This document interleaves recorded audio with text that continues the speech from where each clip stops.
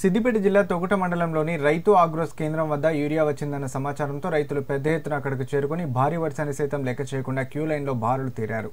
ఈ సందర్భంగా రైతులు మాట్లాడుతూ పంటలకు అవసరమైన యూరియా అందించకుండా ప్రభుత్వం రైతుల పట్ల నిర్లక్ష్యం వహిస్తోందని మండిపడ్డారు.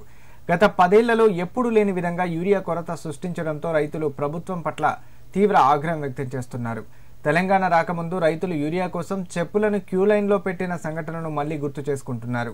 మరోవైపు పోలీసుల బందోబస్తు నడుమ అధికారులు యూరియాను పంపిణీ చేయడం పట్ల రైతులు అసహనం వ్యక్తం చేస్తున్నారు. ఇప్పటికైనా ప్రభుత్వం రైతులకు సరిపడా యూరియా పంపిణీ చేయాలన్నారు. లేని ఎడల రాబోయే రోజుల్లో ఈ ప్రభుత్వానికి తగిన గుణపాఠం చెప్తామని హెచ్చరించారు.